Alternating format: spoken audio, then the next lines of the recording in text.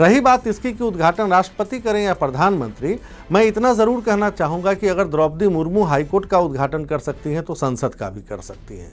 लेकिन अपने देश में राष्ट्रपति मंत्रिपरिषद की सलाह से काम करता है, रबर स्टाम्प तो कहलाता ही है, पर संविधान का संरक्षक भी है। तो क्या माना जाए कांग्रेस और समर्थन में खड़ी 19 विपक्षी पार्टियों को संविधान के संरक्षक की मर्यादा का ज़्यादा ख्याल है? नहीं, ये राजनीति के दुष्चक्र का हिस्सा है।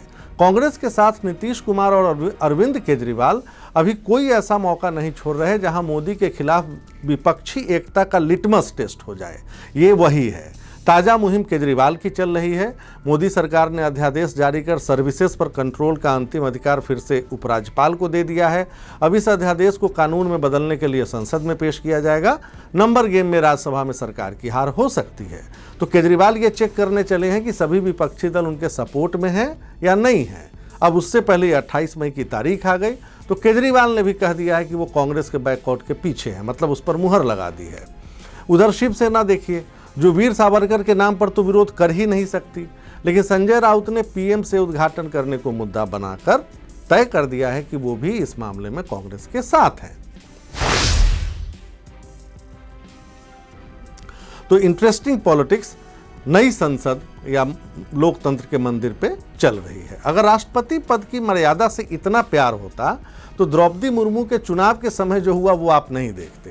कांग्रेस के नेताओं ने द्रौपदी मुर्मू को चमचा तक कहा था।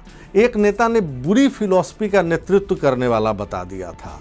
दूसरी ओर बीजेपी को देखिए, अपना राजनीतिक फायदा उठाने के लिए उन्होंने आदिवासी समाज के लिए नीची सोच का नतीजा बताया था इन बयानों को। अब अगर भाजपा पहली आदिवासी महिला को राष्ट्रपति बनाकर गौरव हासिल कर रही थी तो वही भाजपा संसद भवन का उद्घाटन कराकर उनके कर कमलों से अपने गौरव में 4 चांद लगा लेती, लेकिन वो ऐसा नहीं कर रही है। संविधान इसकी मनाही भी नहीं करता है।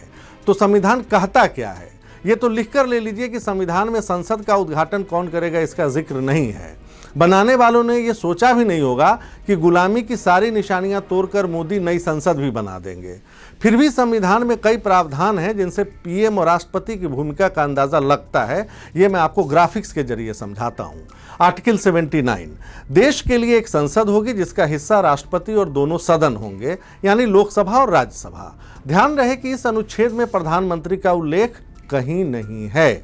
आर्टिकल 74(1) 74(1), प्रधानमंत्री की अगुवाई में मंत्रिपरिषद का गठन होगा।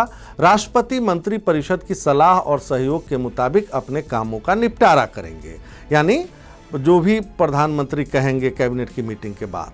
आर्टिकल 87 संसद के नए सत्र की शुरुआत राष्ट्रपति के अभिभाषण से होगी। इसमें सत्र आहूत करने के एजेंडे को राष्ट्रपति बताएंगी या बताएंगे, जो भी हो राष्ट्रपति। मोदी के खिलाफ 4 तर्क विपक्ष की तरफ से है। पहला तर्क, संसद की परिभाषा में कहीं भी प्रधानमंत्री का जिक्र नहीं है, यानी 79 के हिसाब से, इसलिए पीएम को उद्घाटन नहीं करना चाहिए। दूसरा, प्रधानमंत्री सिर्फ लोकसभा के नेता हैं और संसद दोनों सदनों को मिलाकर बनती है, इसलिए राष्ट्रपति को ही इसका उद्घाटन करना चाहिए। ये दूसरा तर्क है। तीसरा तर्क, राज्यसभा कभी भंग नहीं होती, यानी ये कंटिन्यूटी में चलती है। लोकसभा की तरह 5 साल पर भंग नहीं होती। इसे काउंसिल ऑफ स्टेट्स भी कहा जाता है, यानी राज्यों का जो एक यूनियन है वो।